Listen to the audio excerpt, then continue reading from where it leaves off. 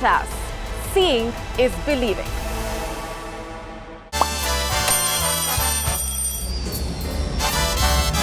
Vielleicht nur als 5%.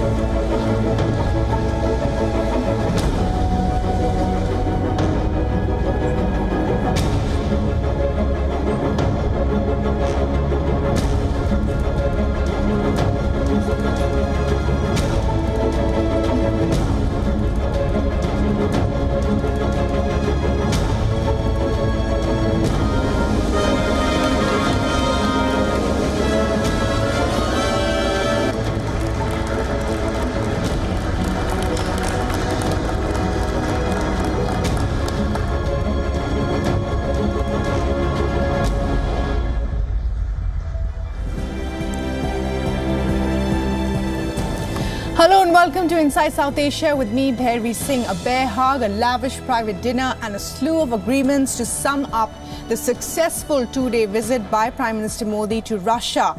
Departing from set tradition, Modi chose to skip the neighborhood to visit Moscow as his first foreign destination after being sworn in for a third term, reaffirming a relationship that spans energy, defense, space cooperation and now nuclear energy too. But back home, Modi 3.0 is facing a new terror challenge in Jammu and Kashmir. What's fueling this new insurgency? We take a look. Also on the show, flood and rain fury across the subcontinent. And is Sheikh Hasina cozying up to China? But first, the headlines.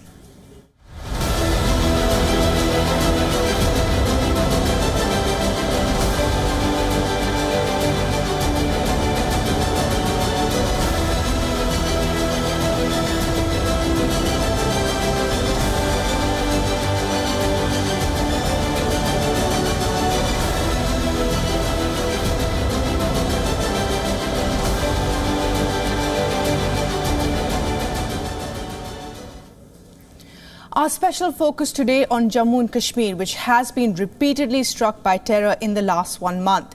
This week alone, there were 4 terror incidents within 48 hours, especially in the Jammu region, reinforcing a new trend of terror activity shifting to the Rajouri-Pooch areas of Jammu. This region has been quiet for 2 decades after being a hotbed of insurgency in the 1990s. So what's changed? Is there a vacuum in Jammu and Kashmir as India shifts deployment to the line of actual control in Ladakh? Are standard operating procedures being followed? We explore this new surge in terrorism in our next report.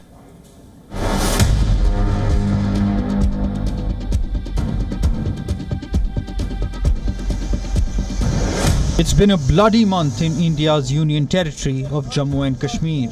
Multiple terror attacks have hit the valley.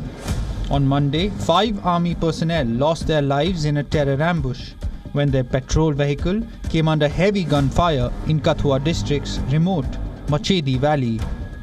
The army truck was attacked by grenades and gunfire. Then on Tuesday, another attack took place, this time an encounter in the Doda district. Security forces engaged terrorists in the Sezan forest area, where 2 to 3 militants were believed to be trapped. The army, police and CRPF forces launched search operations to track down the militants involved. Ground troops backed by helicopter and drone surveillance combed the region. The J&K police also deployed its Special Operations Group, which primarily deals with anti-terror operations. The Kathua attack came on the heels of twin encounters in the Kulgam district of Kashmir, in which 6 terrorists and 2 soldiers were killed. The uptick in terror attacks in Jammu and Kashmir comes after the security establishment received inputs of a successful infiltration by a large group. In a strong statement, the centre said the attack will not go unavenged. As the government takes stock of the situation in J&K, we look into the new wave of terror unleashing in the valley.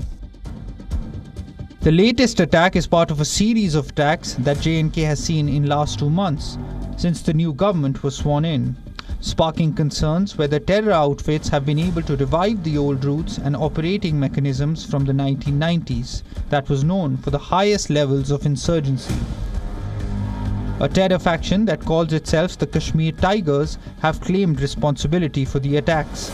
The Kashmir Tigers are believed to be an offshoot organization of the Pakistan-based Jaish-e-Mohammed. Its origins can be traced back to 2019, when Jammu and Kashmir's special status was revoked by the Indian government. According to those privy to the matter, the terrorists are believed to be part of the same group that opened fire at a patrolling party in the Udhampur district of J&K in April. Last month, 2 terrorists and a CRPF Jawan were killed in a gunfight during a search and cordon operation in the Hiranagar area of Kathua. Following this latest attack, security has also been increased along the Jammu-Srinagar National Highway. This fresh wave of highly armed terrorists have targeted both civilians and military personnel. Security forces have identified that terrorists have been successful in reviving age-old infiltration routes which were abandoned during the 90s. This includes usage of thick forest cover in Dood Basantkar belt of Udhampur and taking advantage of mountainous areas of Jammu. The infiltrators have also exploited the natural caves as hideouts and rivers for infiltration. Last month, terrorists opened fire at a bus in which pilgrims were travelling. The bus fell into a gorge in Riyasi district and 9 people were killed. Days after the Riyasi incident, 2 armed terrorists entered a village and opened fire. In the gunfight that followed, a CRPF personnel was killed and the terrorists shot dead. 60 foreign terrorists, suspected to be trained in jungle warfare in Afghanistan and Pakistan, are currently believed to be operating in the Jammu region with modern weapons and satellite comm systems. Authorities are closely monitoring the situation. The latest string of attacks have posed a fresh challenge for the government and security apparatus, one that has many complexities. While India's northeast has been swamped by severe floods, but flooding is not just restricted to India. In downstream Bangladesh, it caused widespread damage and affected millions too. Nepal hasn't been spared either. There's a common thread: rivers and river systems overflowing amid fierce monsoon rains. And disaster management agencies say floods have affected more than 2 million people in the region. Here's more.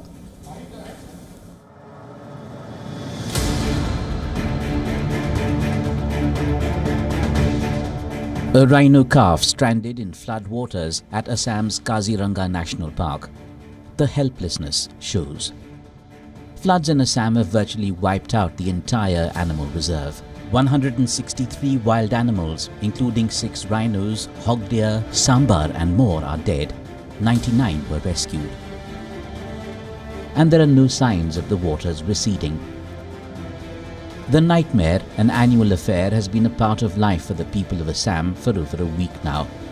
To think all of this is residential and agricultural land now swallowed by the mighty Brahmaputra.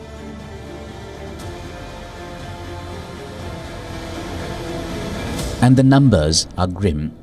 68,000 hectares of farmland are underwater. 2.2 million people are affected.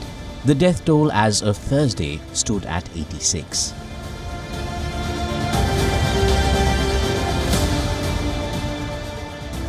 Kamrup, Karimganj, Dhemaji, Dibrugarh, Kachar, Tinsukia, Lakhimpur, just some of the worst hit of the 28 odd districts of the state.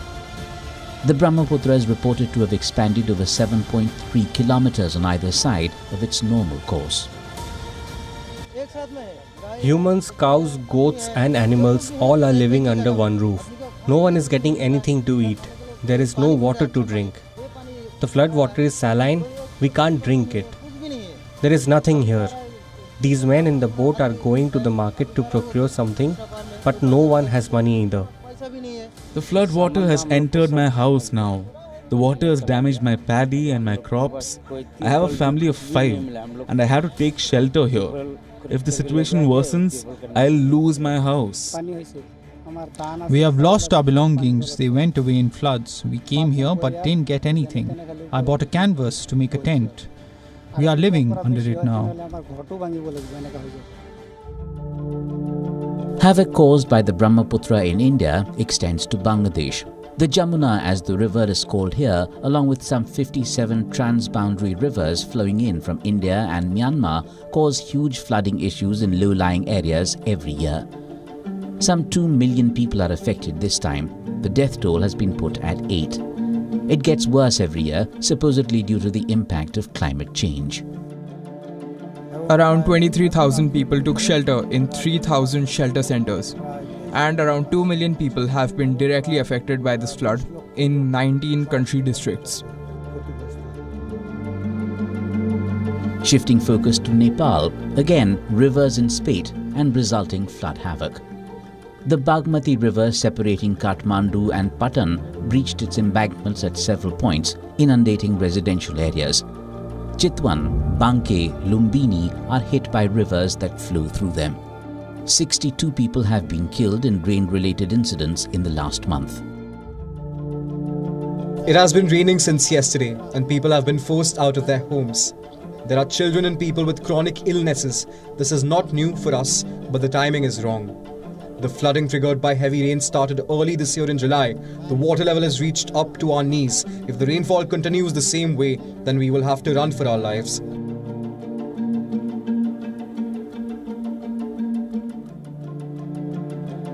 Floods and storms cause between 60 and 80% of natural disasters in South Asia every year.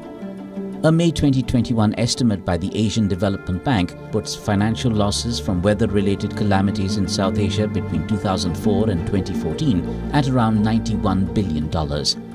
India alone suffered over $56 billion in financial losses between 2019 and 2023.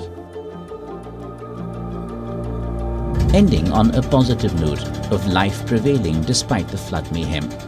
Under this blue tarpaulin on a boat in flood waters, a baby is born, and the celebration drowns out the troubles of the moment. Now, Bangladesh Prime Minister Sheikh Hasina was given a red carpet welcome during her visit to China this week. She met top Chinese officials, including her counterpart Li Qiang and the Chinese President Xi Jinping, reaffirming the burgeoning Sino-Bangladesh ties. The two sides signed over a dozen agreements, elevating the bilateral relationship between China and Bangladesh. This was Sheikh Hasina's 4th visit to the Asian giant and the first since 2019. Sparking the question, is Bangladesh cozying up to China, and is that a cause of concern for India?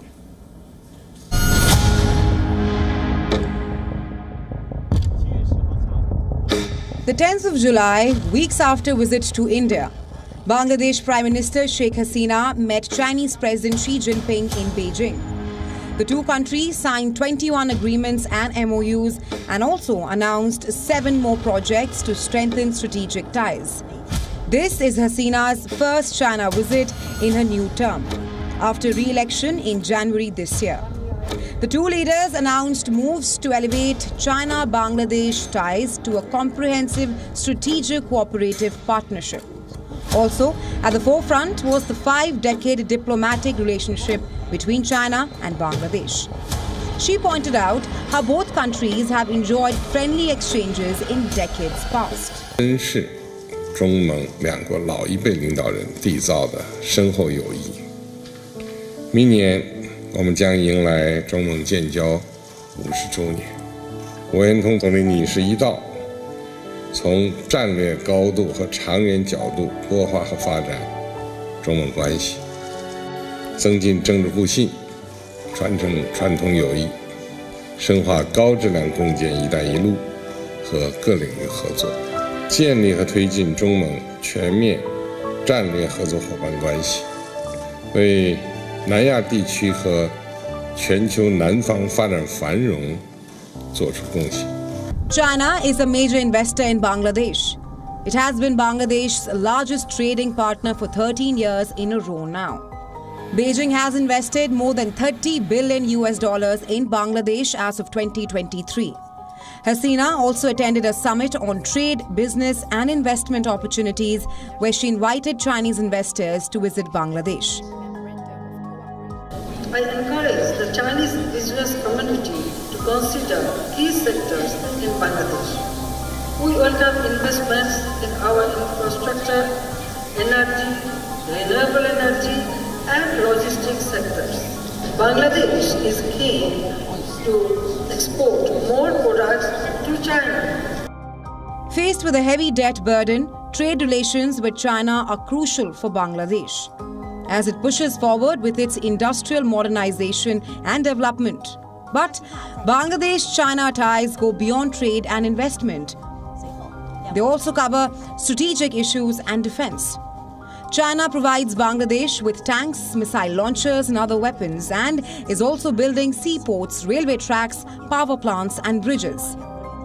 Bangladesh's Prime Minister Sheikh Hasina echoed the sentiment, stressing the importance of long-term valuable Chinese support.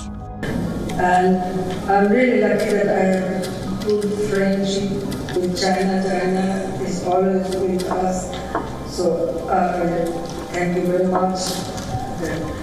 Always will support us. And after election, your message give us more enthusiastic. Thank you very much for that. India is keeping a close eye on the visit out of many reasons. One is this, the Teesta River Basin project.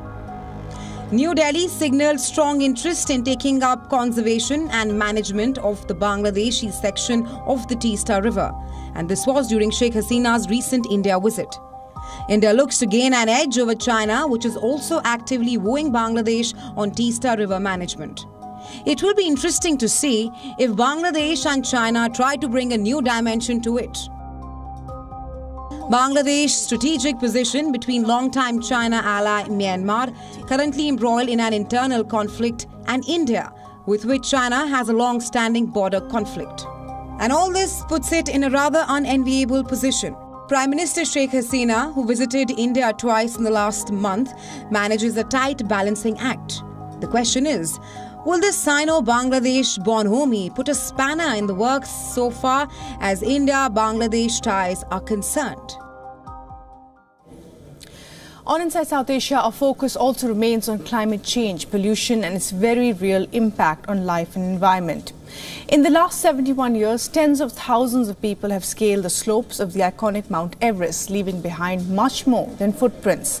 The Nepal government has undertaken a massive cleanup exercise, and the sheer scale of that garbage recovered has been staggering. Take a look. Oxygen bottles, gas cartridges, food packaging, onto ropes, tents, and even dead bodies. Teams of soldiers and Sherpas have brought down 11 tons of garbage, 4 dead bodies, and a skeleton from the icy slopes. 3 tons were decomposable items. The cleanup project, funded by the Nepal government, also ropes in garbage recycling agencies. We have found waste as old as 1950s, and those were mostly those batteries, and some of them were like cylinders till like 2024. So 1957 I think was the oldest waste that we received.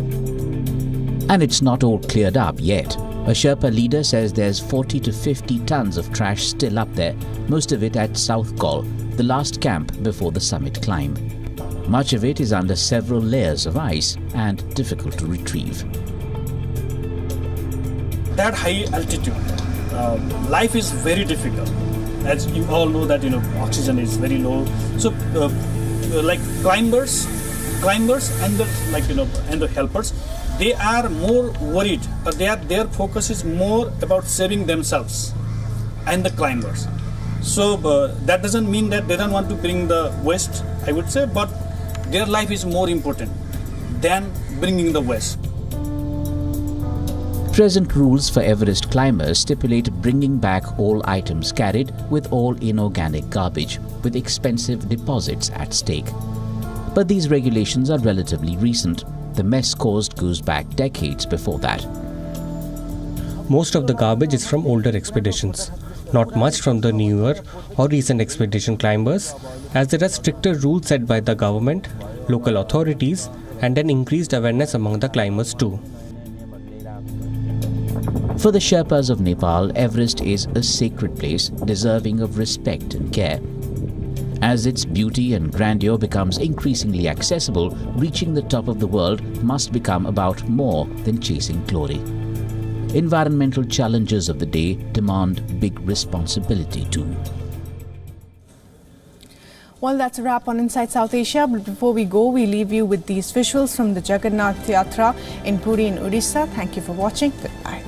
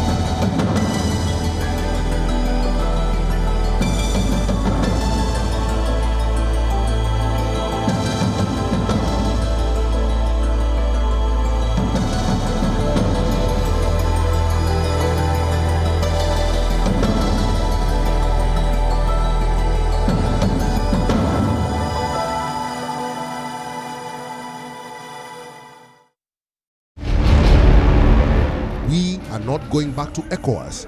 We are better alone. Sahel military chiefs mark divorce from West African bloc ECOWAS, with the organization opening a parallel summit amid political turmoil in the region. Parents and civil society groups in Kenya sound the alarm over the rise in abduction of protesters following the anti-government protests that left more than 35 people dead. And Palestinian karate champion Maiz El-Bostami hopes to accomplish her dream of representing her home Gaza in international competitions, starting with her new home, Egypt. Wild of Africa, at these times, on WION, Wild is One. Hello and a very warm welcome to the Global Unicorn Summit 2024. Unicorn itself, it's like these are the heroes of the industries, right? So each founder who is coming has an hour or two to mentor these startups. So do not start a company in, saying I want to build a unicorn. Start a company saying I want to provide a value to the customers. And when going gets tough gets going, and that's the definition of entrepreneur. Namaste. Hello friends. We did Dr. Subhash Chandra show, popularly known as DSC show, for 4 years, from August 2014 to August 2018. 28 states of Bharat. Of course, we reached out to all of you in 190 countries across the world. The show was very successful. Each episode was being watched by almost 25 million people every week. For past 6 years, the demand of the show has never died down. People write to us, people ask for the show to restart again. Hence, we are beginning the show once again on All Z Network, also on WION, which is the global network channel from India. Again, thank you for your love and affection. See you soon at Subhash Chandra Show.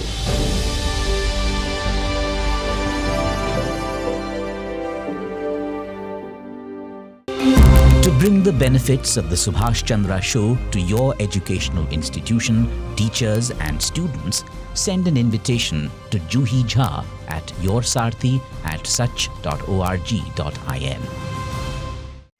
The stress of our world can take a toll on our physical and emotional health. Here, in New York's Catskill Mountains, lies a luxurious place of healing called WION Wellness Center. The WION Wellness Center provides 500,000 square feet of natural methods to manage diabetes, hypertension, chronic pain, obesity, depression, anxiety, and other conditions. We use the traditions of centuries-old natural science from India, yoga, Ayurveda, acupuncture, and naturopathy in personalized programs that help you take charge of your own health. A minimum 5-day stay is recommended for best results. Book now at yo1.com.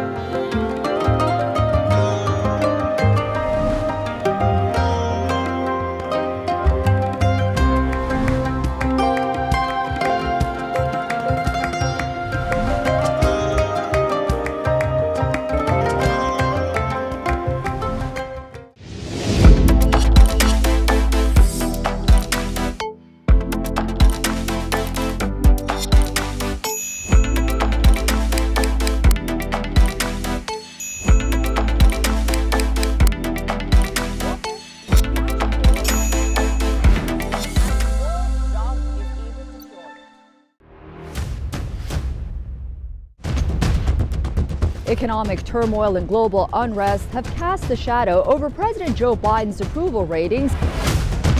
The rockets are continuing to be fired by Hamas in Gaza, although at a slower rate than previously.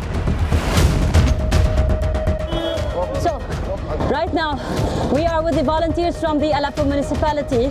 They are still trying to go to the rescue for the people they can find out.